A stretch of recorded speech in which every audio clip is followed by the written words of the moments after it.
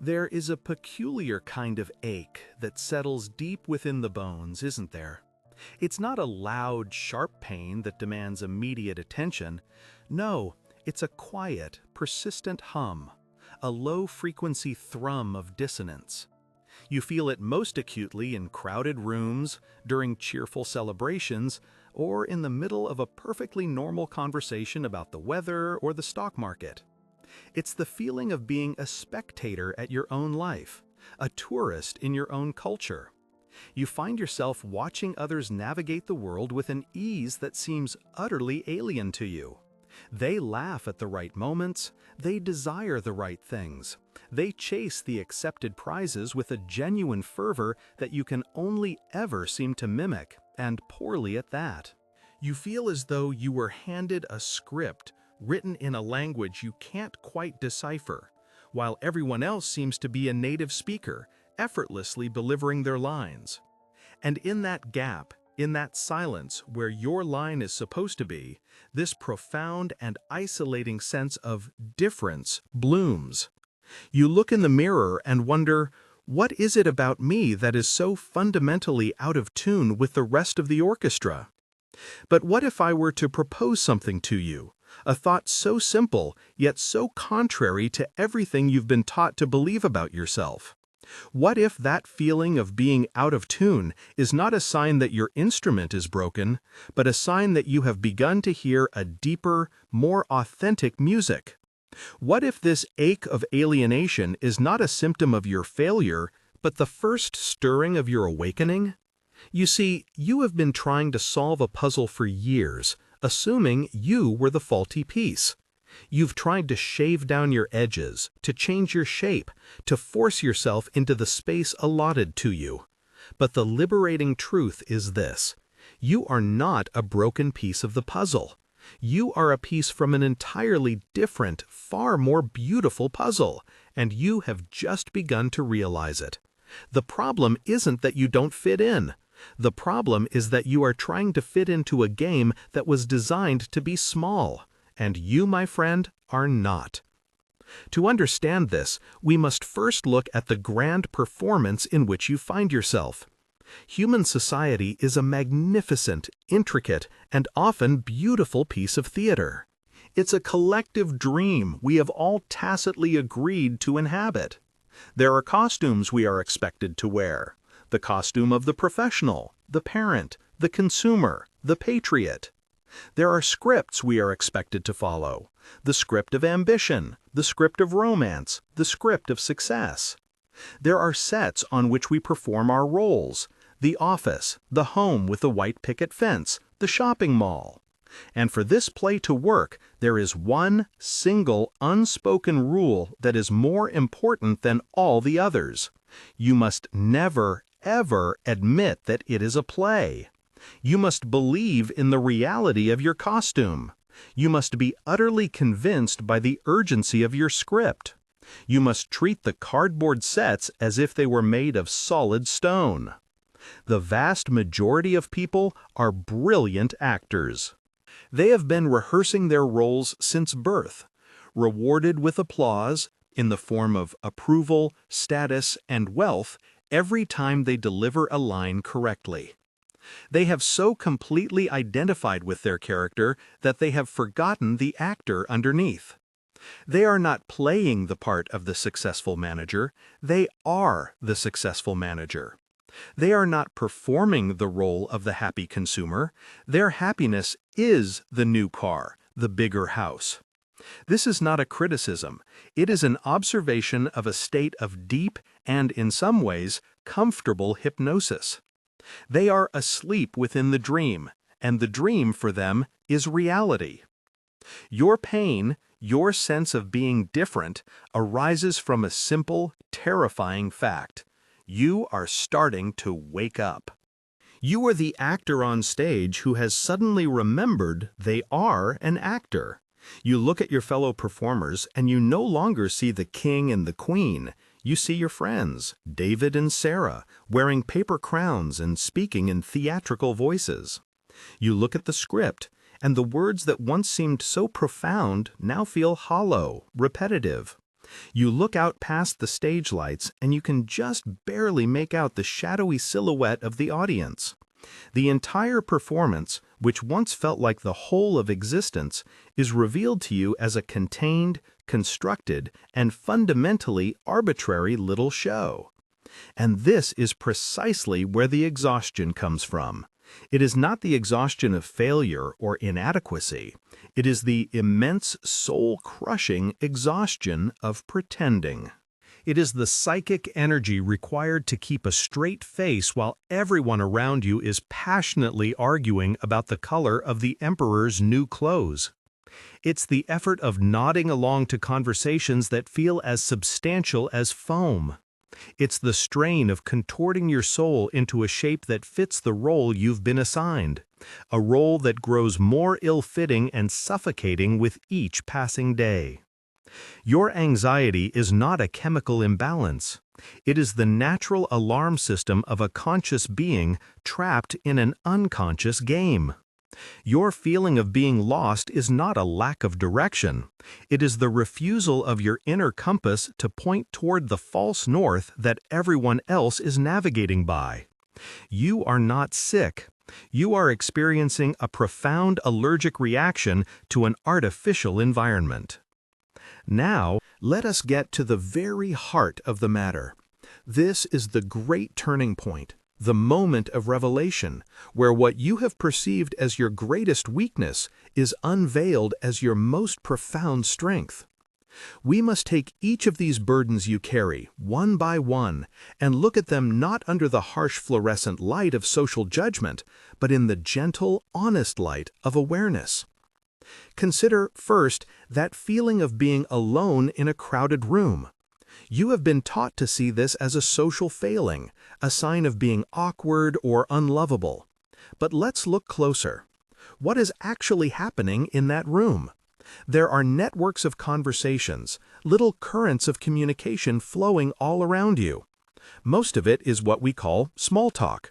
It's a maintenance ritual. It is the verbal equivalent of primates grooming each other. It serves a social function, to reaffirm bonds, to check for threats, to maintain the status quo. It is almost entirely about the surface. How about this weather? Did you see the game last night? Work has been so busy. These are not exchanges of information. They are signals of non-hostility. They are the humming of the machinery of the collective. You, however, have begun to crave something else. You hunger for substance. You are like a deep-sea diver who has been forced to live in a shallow tide pool. The frantic, sun-drenched activity of the surface world is blinding and uninteresting to you.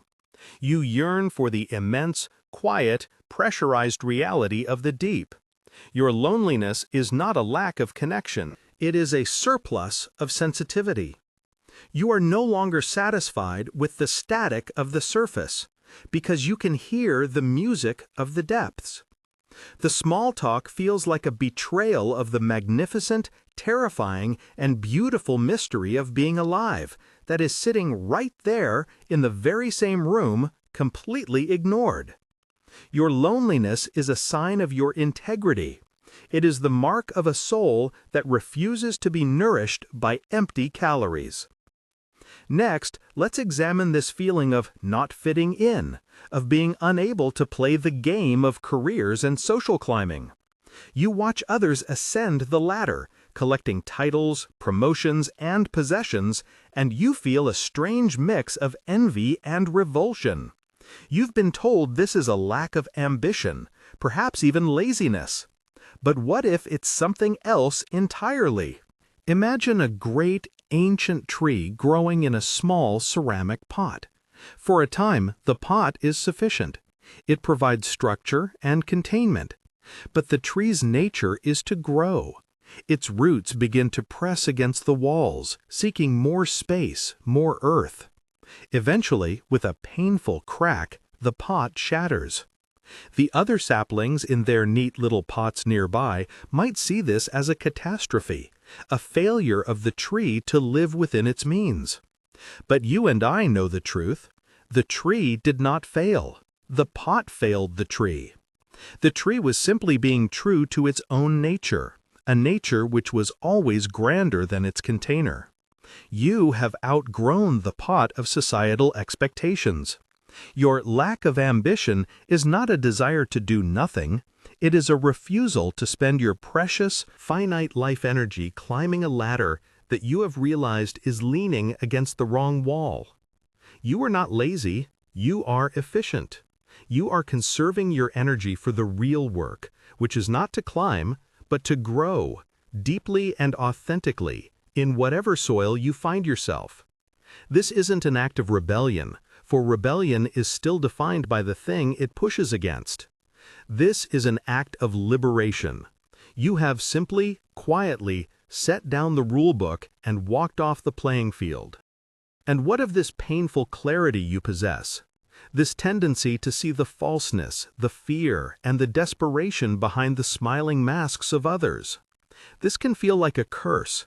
It makes cocktail parties feel like hospitals for the soul. You see the insecurity fueling the braggart, the deep loneliness behind the life of the party, the quiet terror in the eyes of the one who claims to have it all figured out. You have been told you are being judgmental, or cynical, or negative. But let's reframe this. You have not become more judgmental, you have become more perceptive. You are like a person who has suddenly developed the ability to see in a different spectrum of light. While everyone else sees a solid painted wall, you can see the intricate network of cracks and fissures just beneath the surface. This is not a curse, it is a form of compassion.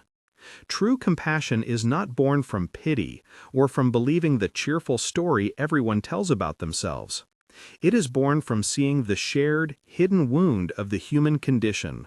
Your ability to see the masks is the first step toward seeing the real, vulnerable, and beautiful face underneath.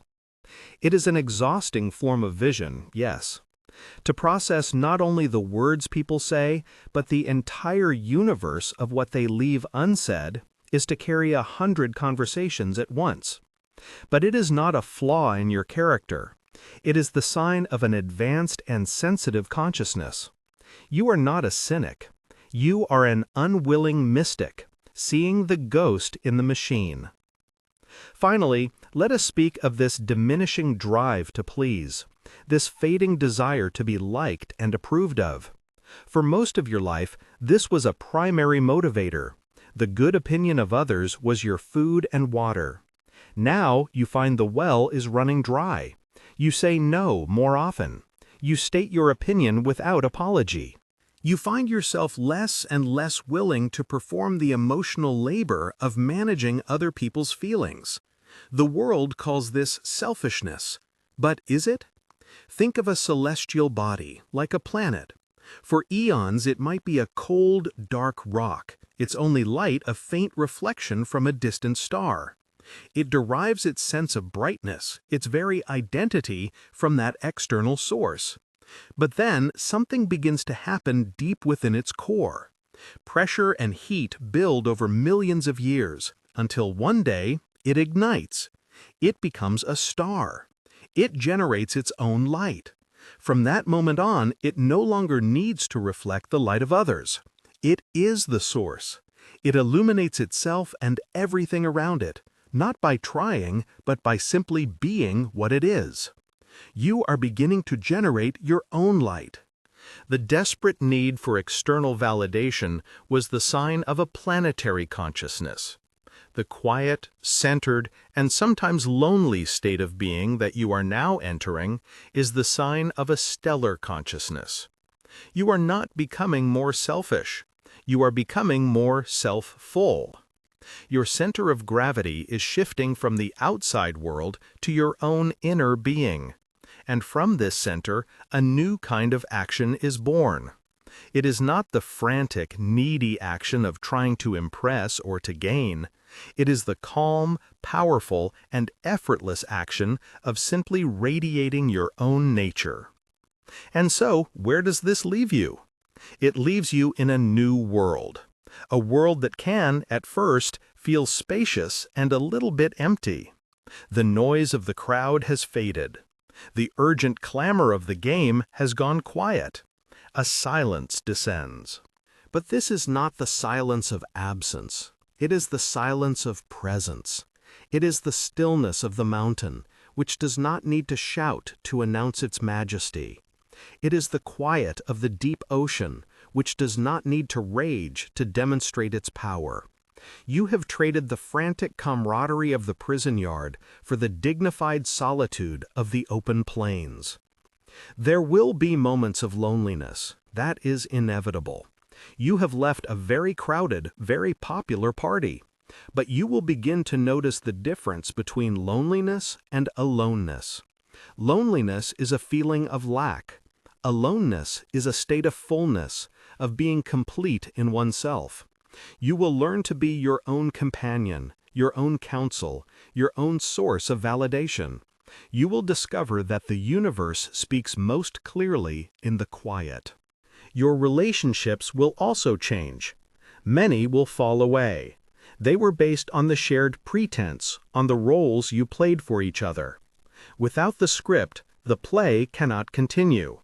But the relationships that remain and the new ones that arrive will be of a profoundly different quality. They will be based not on mutual neediness, but on mutual recognition. You will connect with other people who are also waking up, who also hear the deeper music. These connections will not be frantic or loud. They will be calm, deep, and nourishing, like finding a clear, freshwater spring after a long journey through the desert. So the next time that old ache returns, that feeling of being different, of being the odd one out, the dissonant note in the grand symphony, do not rush to fix it. Do not label it as anxiety or depression or failure. Do not see it as your enemy. See it as a guide. See it as a friend. Let it be your compass. Lean into it. Ask it, what are you showing me? What illusion are you trying to peel away now? Because that feeling is not a signal that you are broken. It is the persistent, loving, and unshakable call of your own true self, reminding you that you are not here to play a small part in someone else's play. You are here to be the whole damn show. You are not a wave struggling to be bigger or better than the other waves. You have begun to remember that you are the entire, boundless, magnificent ocean. And for the ocean, there is no such thing as fitting in. There is only being.